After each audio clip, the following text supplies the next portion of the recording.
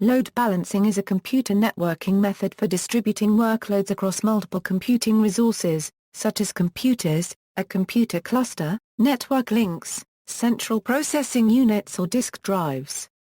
Load balancing aims to optimize resource use, maximize throughput, minimize response time, and avoid overload of any one of the resources. Using multiple components with load balancing instead of a single component may increase reliability through redundancy. Load balancing is usually provided by dedicated software or hardware, such as a multilayer switch or a domain name system server process. Internet-based services. One of the most commonly used applications of load balancing is to provide a single Internet service from multiple servers, sometimes known as a server farm.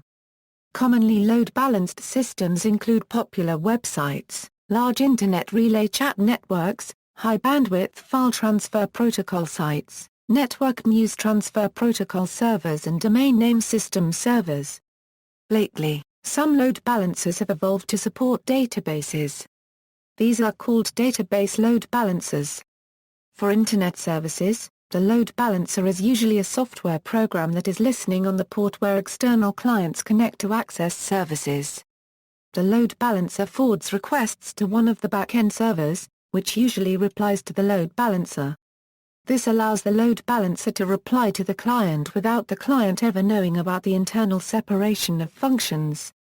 It also prevents clients from contacting back-end servers directly, which may have security benefits by hiding the structure of the internal network and preventing attacks on the kernel's network stack or unrelated services running on other ports. Some load balancers provide a mechanism for doing something special in the event that all back-end servers are unavailable. This might include forwarding to a backup load balancer, or displaying a message regarding the outage. Load balancing gives the IT team a chance to achieve a significantly higher fault tolerance. It can automatically provide the amount of capacity needed to respond to any increase or decrease of application traffic. It is also important that the load balancer itself does not become a single point of failure. Usually load balancers are implemented in high availability pairs which may also replicate session persistence data if required by the specific application. Round-robin DNS. An alternate method of load balancing, which does not necessarily require a dedicated software or hardware node, is called round-robin DNS. In this technique, multiple IP addresses are associated with a single domain name. Clients are expected to choose which server to connect to. Unlike the use of a dedicated load balancer, this technique exposes to clients the existence of multiple back-end servers. The technique has other advantages and disadvantages, depending on the degree of control over the DNS server and the granularity of load balancing desired. Another more effective technique for load balancing using DNS is to delegate www.example.org as a subdomain whose zone is served by each of the same servers that are serving the website.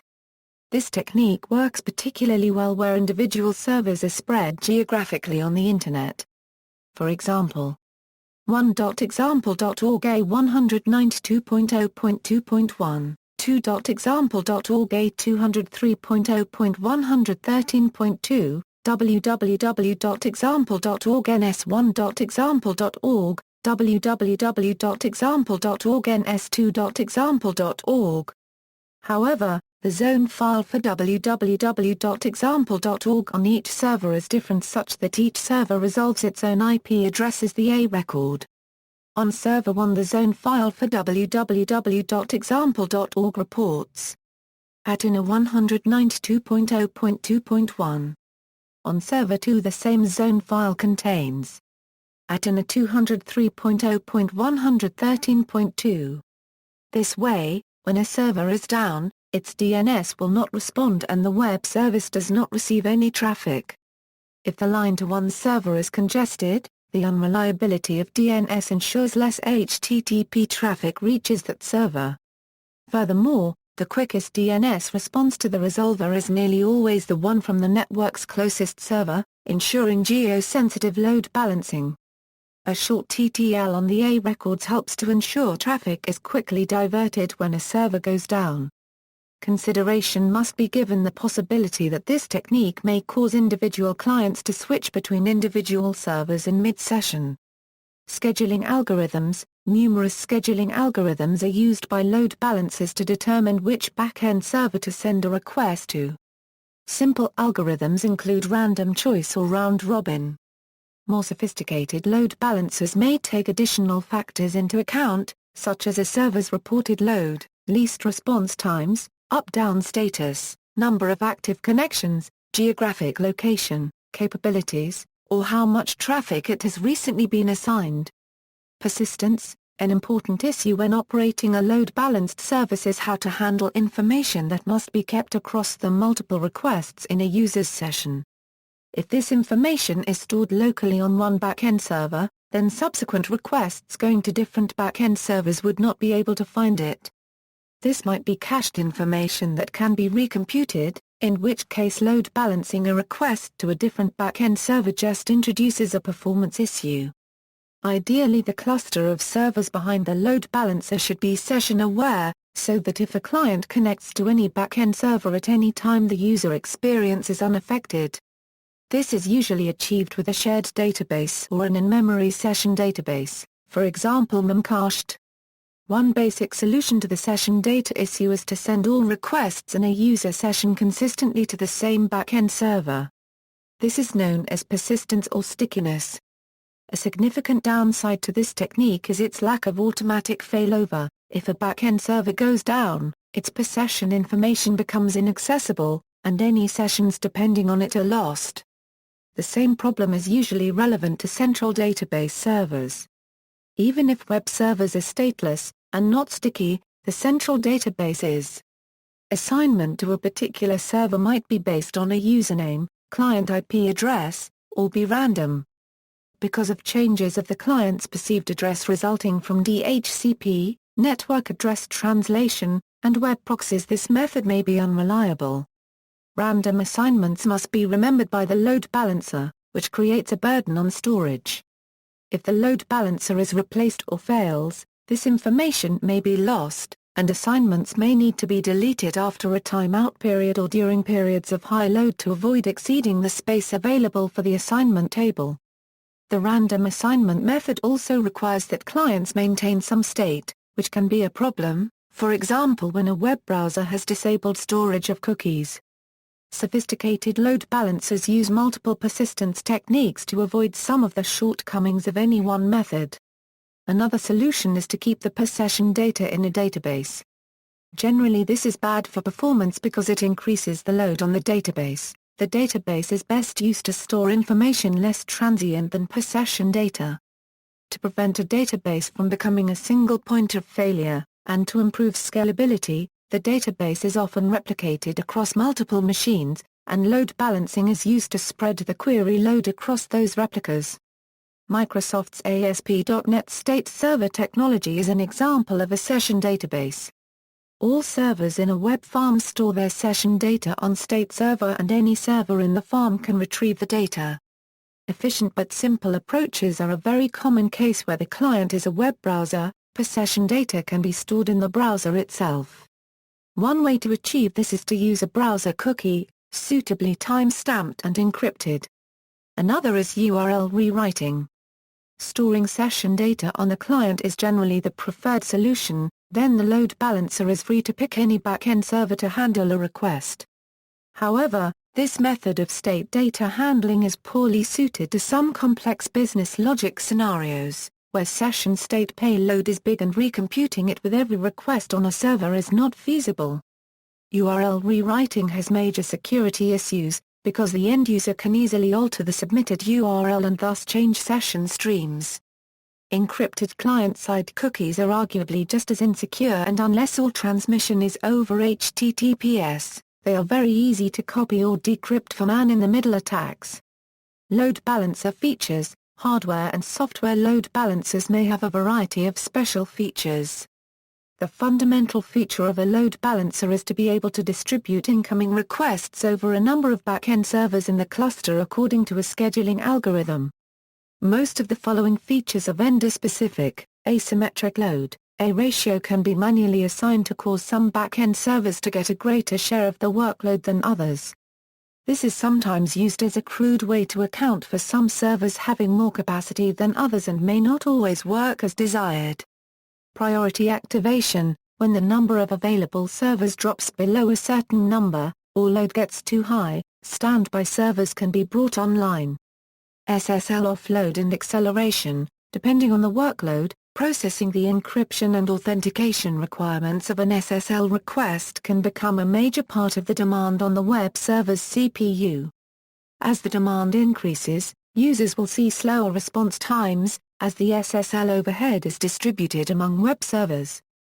To remove this demand on web servers, a balancer can terminate SSL connections, passing HTTPS requests as HTTP requests to the web servers.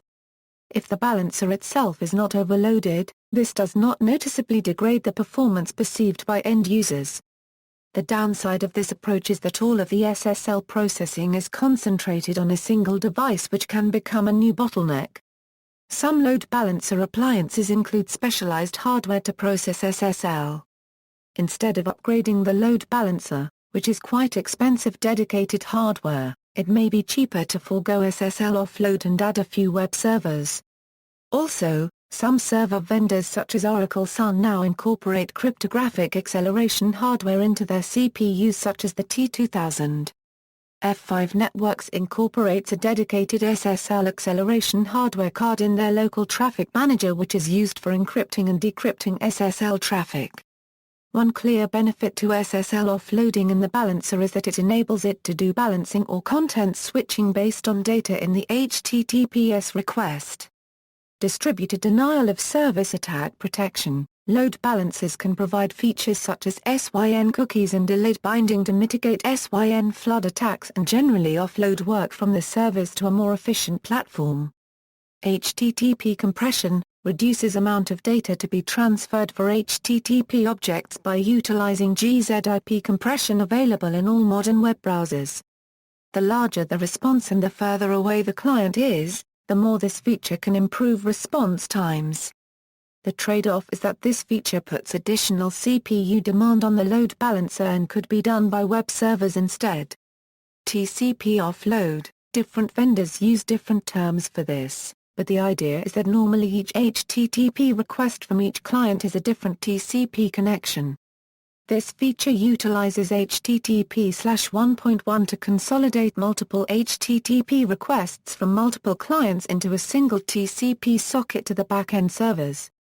TCP buffering: the load balancer can buffer responses from the server and spoon-feed the data out to slow clients, allowing the web server to free a thread for other tasks faster than it would if it had to send the entire request to the client directly.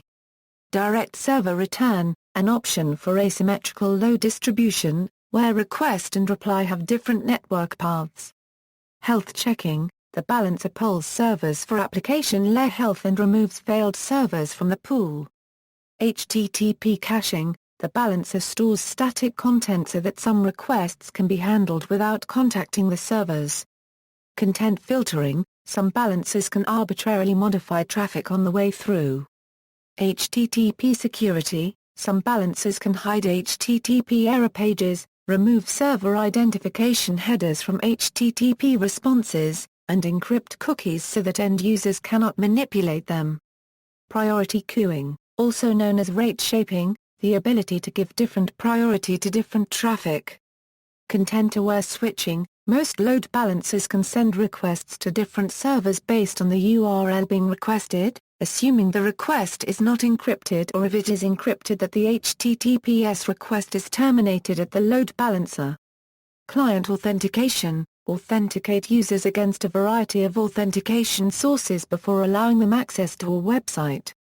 Programmatic traffic manipulation: at least one balancer allows the use of a scripting language to allow custom balancing methods, arbitrary traffic manipulations, and more. Firewall: direct connections to back-end servers are prevented. For network security reasons, firewall is a set of rules that decide whether the traffic may pass through an interface or not. Intrusion prevention system: offer application layer security in addition to network transport layer offered by firewall security. Use in telecommunications. Load balancing can be useful in applications with redundant communications links. For example, a company may have multiple internet connections ensuring network access if one of the connections fails. A failover arrangement would mean that one link is designated for normal use, while the second link is used only if the primary link fails. Using load balancing, both links can be in use all the time. A device or program monitors the availability of all links and selects the path for sending packets. The use of multiple links simultaneously increases the available bandwidth. Shortest path bridging. The IEEE approved the IEEE 802.1 AC standard May 2012, also known and documented in most books as shortest path bridging. SPB allows all links to be active through multiple equal-cost paths, provides faster convergence times to reduce downtime, and simplifies the use of load balancing in mesh network topologies by allowing traffic to load share across all paths of a network. SPB is designed to virtually eliminate human error during configuration and preserves the plug-and-play nature that established Ethernet as the de facto protocol at Layer 2. Routing. Many telecommunications companies have multiple routes through their networks or to external networks. They use sophisticated load balancing to shift traffic from one path to another to avoid network congestion on any particular link, and sometimes to minimize the cost of transit across external networks or improve network reliability. Another way of using load balancing is in network monitoring activities. Load balancers can be used to split huge data flows into several subflows and use several network analyzers, each reading a part of the original data. This is very useful for monitoring fast networks like 10GBE or STM64, where complex processing of the data may not be possible at wire speed. Relationship to failovers. Load balancing is often used to implement failover, the continuation of a service after the failure of one or more of its components. The components are monitored continually, and when one becomes non-responsive, the load balancer is informed and no longer sends traffic to it.